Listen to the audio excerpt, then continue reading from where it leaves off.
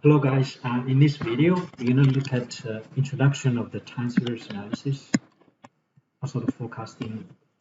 We're going to go into some important elements, exponent in the time series analysis and the forecasting. So in this section, we will learn different time series forecasting models like moving average and exponential smoothing methods, linear trend, and those are the main focus. Also, we're going to choose the most appropriate time series forecasting models for different cases. So let me give you some examples in terms of utilizing the time series analysis and forecasting in real life. So federal governments forecast unemployment rates, interest rates, and then expected revenues from income taxes for policy purposes, right? Like funding for the education, for the transportation, all those different purposes. And also for the big corporations, marketing, executives forecast demand, sales, and consumer preferences for strategic planning, like hiring enough employees and also produce enough inventory to meet the demand. And for college settings, college presidents, like CFOs, they may forecast enrollments to plan for the facilities and for faculty recruitment, meaning they need to hire enough faculty to teach classes and to meet the demand. And also for the retail business, they use forecast method to understand the demand, and so they can control inventory and hire enough employees and then provide training for those employees.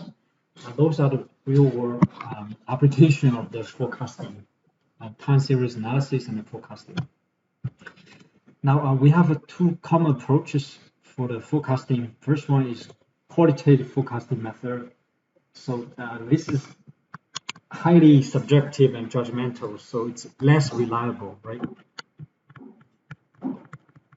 This is only applied when the historical data are not available, meaning you can't obtain the sales numbers, sales data in order to produce a quantitative forecasting result. So you start with a qualitative forecast method. And again, it's less reliable and also it's less effective. So also we have quantitative forecasting methods like time series analysis, that's one of them. And also the causal analysis. Right? But in this, now course we're just going to focus on time series analysis and forecasting. So the general principle is we use the past data to predict the future numbers, right? So use the past to predict the future. That's the most important aspect of the time series analysis. Now, most of the time we deal with the numerical data, meaning quantitative data. I'm putting another way, quantitative data, meaning numbers, right? Numerical numbers. So we obtain, let's say, quarterly sales data or monthly sales data on a regular intervals. So the time interval could be annual data, could be quarterly data, monthly, weekly, daily, or hourly data. So in this particular example, we have a year 2005 all the way to 2009. We have sales numbers. If you just look at the numbers, it looks like it's the trend here is moving up, right? It's like as the time goes by, the sales increases over time. And we usually start with the time series plot, but as a starting point. So is a time series plot is a two-dimensional graph, right, with the time series data. So on the horizontal axis is always the time.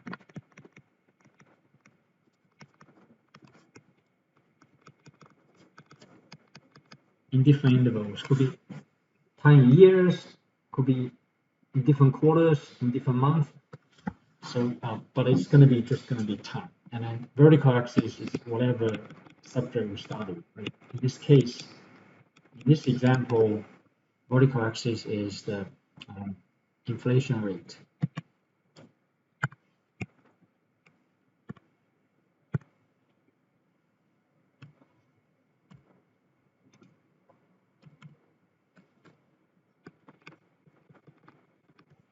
Inflation rate. And so the vertical axis measures the variable of interest, meaning inflation rate in terms of the percentage. Horizontal axis corresponds to time. So we get a data from 1985 all the way to 2011. And if you look at overall trend here, you're going to see that over all these years, right, the inflation rate actually goes down. Right? So this is overall trend. We actually could come up with the overall trend here. And overall trend is always one of the important elements in the time series analysis. Okay, so now let's look at 4 important elements or components in the time series analysis. First one is the trend component. We do see that from previous example. In this case, the overall trend is the inflation rate goes down as time goes by. And so this is basically an overall persistent long-term movement. Right? It could be moving upward, right? Or could be moving downward. So two typical, trend. Also, we have a seasonal component, meaning if, let's say in the retail business, you have holiday seasons, so that usually boosts the sales. So this is retail sector, the holidays will create a seasonal component, right? A seasonal effect. We also have a cyclical component. In a lot of retail business, they have cyclical component elements, meaning over 1 year period of time, usually you will see some kind of like a certain pattern. So it's you can say it appears as a cycle, and the cycle repeats year after year, right? Cycle repeats. So this is cyclical component. Also, we have irregular component. So basically, if we have erratic residual fluctuations, for example, let's say in the retail business, if there's a recession, right? This is the irregular component, or like economic downturn.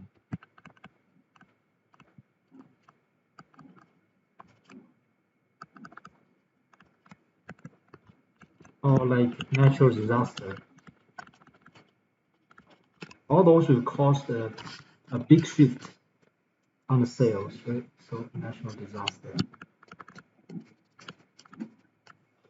So basically, all of these are irregular components. So we're just gonna usually in the time series analysis, we identify those irregular components and try to remedy that. Okay. So 4 elements. First element, trend element.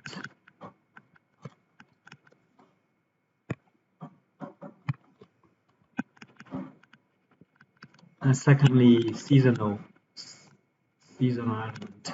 Third one is a cyclical element. And the last one is irregular. And irregular element doesn't happen all the time, right? Only like some very dramatic event occurs, then it has impact on the subject we're trying to study. And so let's look at trend component, trend element first. So it's like a long run behavior, right? If you look at as time goes by, what happened to the sales? So in this example, there's an upward trend, meaning as time increases, the sales goes up. And for those of successful retail business, most of the time, right, as time goes by, sales increases. That's very normal. So we're looking at a long run behavior or long-term behavior. So trend is like a long-term behavior. of sales in this case. So data was taken over a long period of time, so we can observe the overall trend. So we also have a downward. Let's say that this is not successful, so the sales number goes down. It's like a lot of business. Some of the business going bankruptcy in those years. When the gradual decline occurs, you're going to see this downward linear trend. Right? As time goes by, sales decreases. And we also have an upward non-linear trend here. This is kind of like, it's not linear, but we're not going to go in too deep into those non-linear trends. And most of the time, for most business, you're going to see either a linear trend, downward, up, or overall trend. Okay. And I also have a seasonal component. And for most of the business, they have like seasonal short-term regular wave like patterns. For example, here, let's say we're looking at this quality data. So this is like a Q4, this Q4, and then this Q1, Q2, quarter 3, and again quarter 4, quarter 1, quarter 2, quarter 3. As you can see, if you fill in, you're gonna see this type of a pattern here, right? And it's go up and down. From winter, sales usually reach the peak because of holiday seasons, and the spring, data start to go down, and then again over summer they may pick up the pace, and again after summer, the fall, the sales slow down, and again into the winter, to the holiday season, sales go up again, and then go down, go up, go down. Right? So you're going to see this kind of like seasonal component appearing within 1 year period of time, from quarter 4 to next year quarter 3.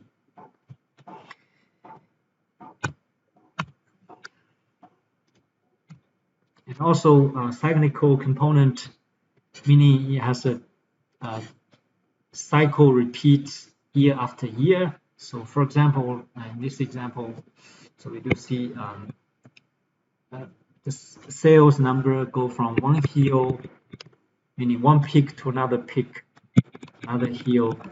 Heel is a term we use to describe a peak, right? Same thing as peak. And sometimes you may see the sales number ranging from, let's say, one value. This is value to another value. So this is value. We can also say trough to another value, meaning this is another cycle. Right? This is another type of cycle.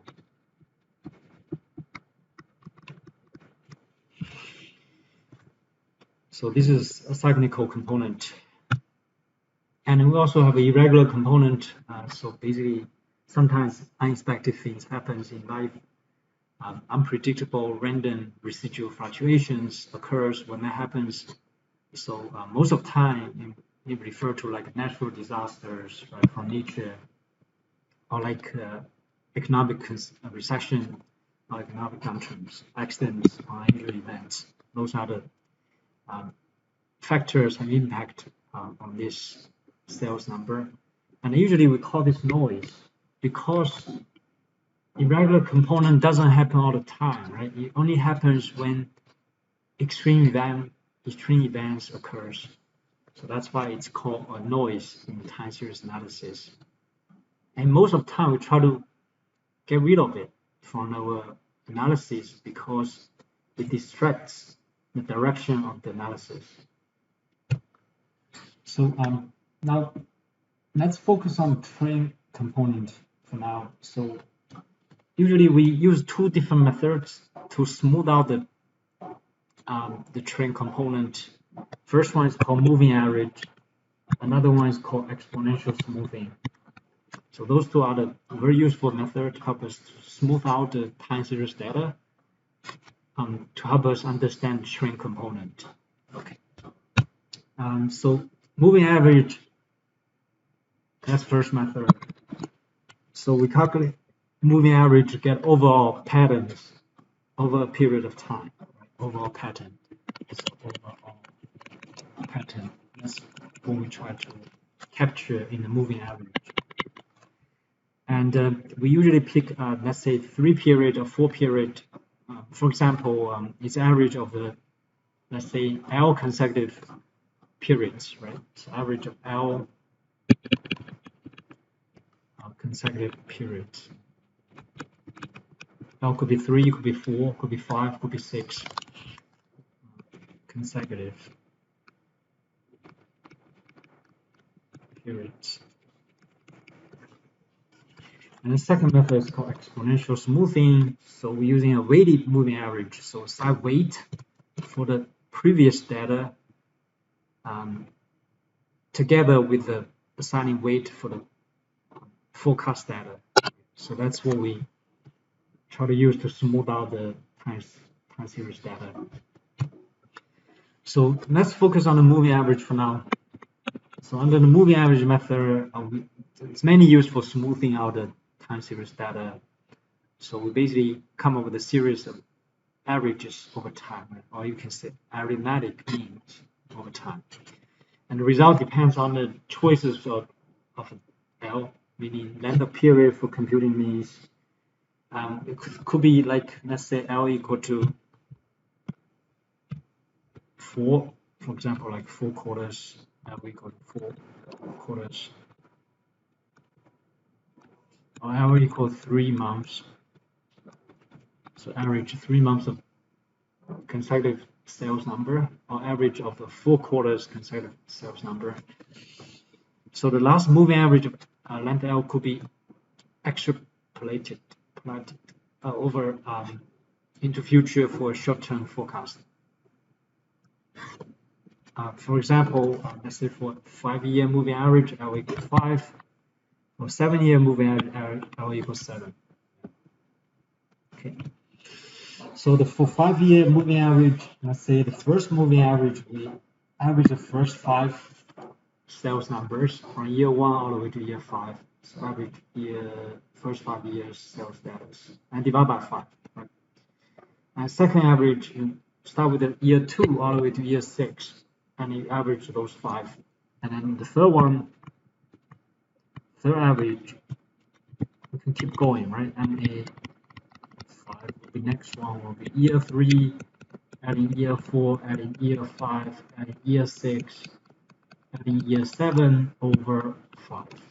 Okay. So on and so forth. So we can come up with all the 5-year moving average. So for example, like this, this is annual sales data for some company. So year 1 the sales is 23, year 2 40, year 3 25, etc. Year 11 is 40. So if you look at this annual sales number, we do see an overall trend. Right? The trend here is upward trend, meaning as time goes by, annual sales goes up. As time goes by,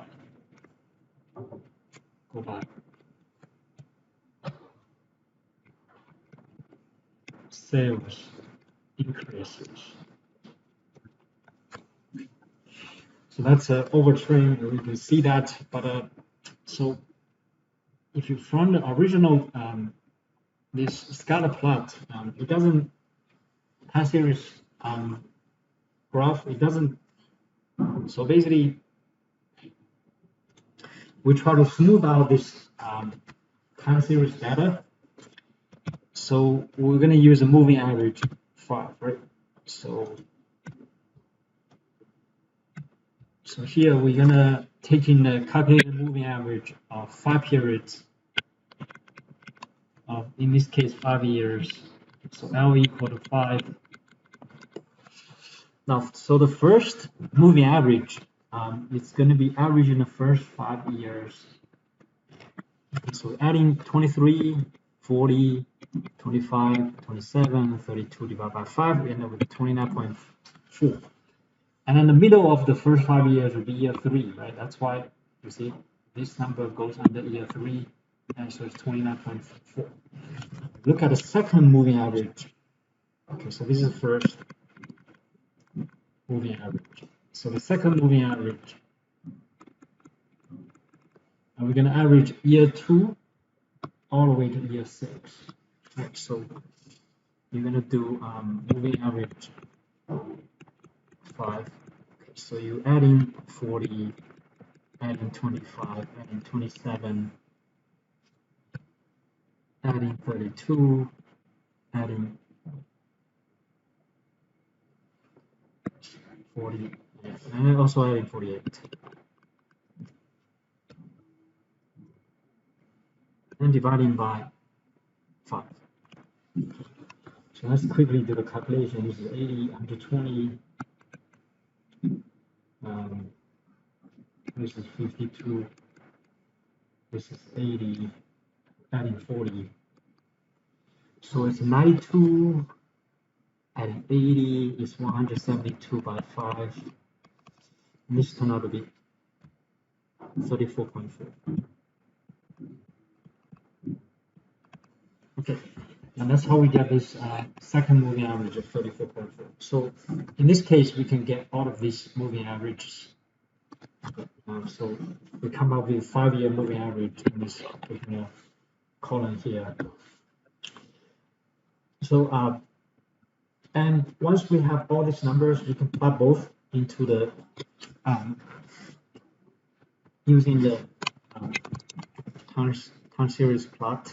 Okay, so as you can see, once we're using 5-year moving average, now the trend becomes much more clear. Right? So the trend, so smooth out the original time series graph to better see the trend. So it does help us better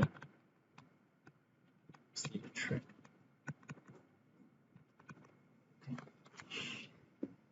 Okay. So yeah, so let me quickly show you how to get this done in Excel. So, go to this.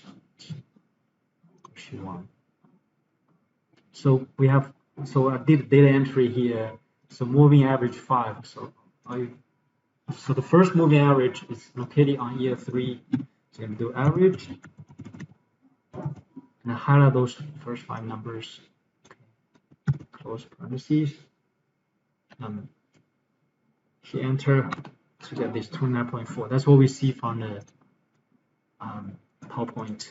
We're going to drag it all the way to year 9, right? So the last data will be the year 7 to year 11, and it's located on year 9. So you stop at the year 9 right here. So we can plot the original data set using time series graph. So you go to insert. You're going to see this one. You're going to do scatter with a line plot, right? Okay, so we're gonna check this one. Okay, check that one. So you get this graph. Now we're gonna go to select data. We can also add this moving average to our data. So select data. So now we're gonna add. Series name is moving average 5. Right? X value, just highlight those years. No title. Okay. Now Y value, highlight those moving averages, no title. Okay, and click on OK. Click on right here. So you're gonna see that's what we see, right, from the PowerPoint. If you want to add in the titles, you can do that.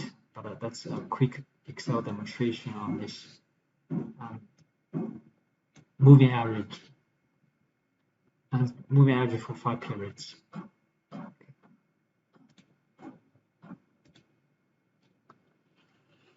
Now, going back to this second method is called exponential smoothing. So it's a typical weighted moving average, right? So we assign some weight to the current sales number and then some weight to the previous sales number. And the most recent observation is given the highest weight. Right? Weights decline exponentially.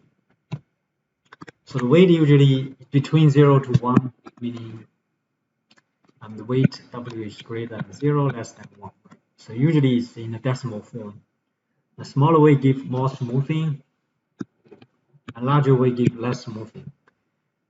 And the weight is close to 0 for smoothing, but for those irregular component, unwanted cyclical component, close to 1 for forecasting. So if you want to do forecasting, you usually change the weight close to 1, like something like 0.8 or 0.9. So this is exponential smoothing model. E1 is same thing as saying forecast, right? So if you want to put E1 is same thing as F1, meaning forecast for year 1 equal to actual sales number for year 1. And EI, right? EI is the exponential smoothing data on I period. So it's weight, we assign a weight for the current sales number, YI. And then the remaining weight goes to the previous forecast sales number. So the explanation is, or the explanation for those variables down below. So EI represents exponentially smooth value for period I, and EI minus 1 is exponentially smooth value for the period before the period I. Okay. So the period I minus 1, right, which is previous period. YI is observed value sales number in period I. And W is weight we're assigning to each period. It's called smoothing coefficient. W between 0 and 1. Now, this is one of the examples by using the exponential smoothing method. So we use weight W equal 0.2, right? That means we're going to assign 20% to the current sales number and 80% to the forecast sales number. Okay. So right here, so the first sales number becomes the forecast sales number for the next period. So that's why it goes here. So this 23, the sales number from year 1 becomes forecast data for year 2, right? And then the actual sales number in year 2 is 40, right? So we multiply that 40 by 0.2, and then 0.8 times 23, which is forecast sales number for year 2. And then we come up with this exponentially smooth sales number, 26.4. And this number right now becomes the forecast data for next period, for year 3. Now you multiply 0.2 by the current sales number, 25, and adding 0.8 times the forecast sales number for year 3. And we come up with the 26.12, right, etc. So we can complete the entire column here one by one using this exponential smoothing method. Now once you complete this, basically we end up with this. Original sales number, also the exponential smoothing sales number, and then from there we can see the trend pretty clearly, right? So it's upward trend and pretty smooth upward trend here. So the fluctuation has been smoothed by this second method. So and also we can change the W, right? We can change it to 0.3 or 0.4, and depends on the need. So if using 0.3 or 0.4 give us better like result, we will switch. So now forecasting time period I+1, that's basically forecasting for the future period. Right? So the smooth data value in the current period is used as forecast value for next period. So exponential smooth data for current period becomes predicted or like a forecasted sales data for next period.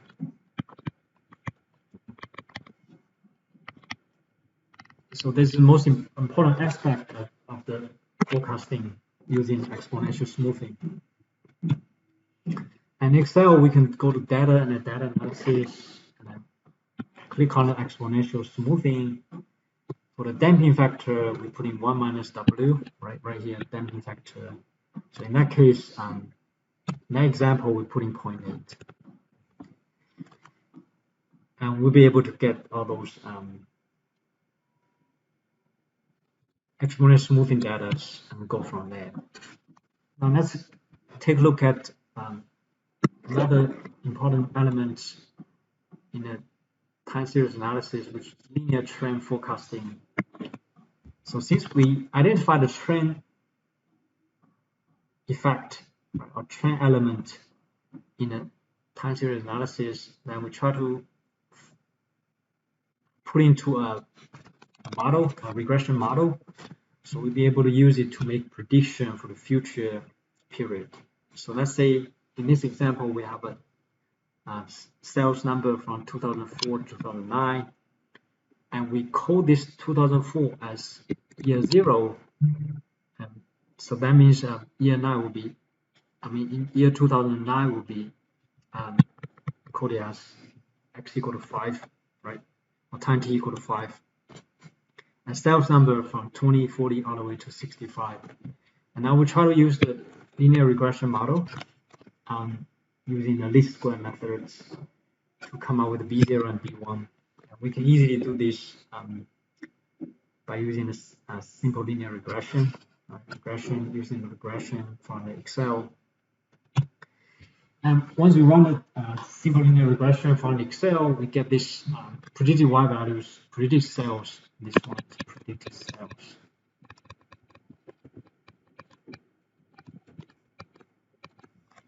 Equal 21.005 905 plus 9.5714 times x. X here is the time, right? Time t in years.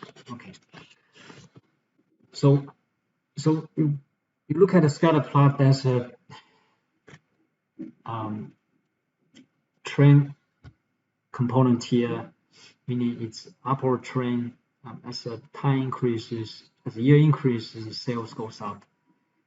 And once you have the regression model, and we can predict for year 2010, right, which is x equal to 6. By coding the year to 0 all the way to 6, then we know that year 2010 is x equals 6. So in this case, replacing x here with the 6, right, and then we get predicted sales for year 2010. 6 is year 2010. So for year 2010, the predicted sale will be 79.33.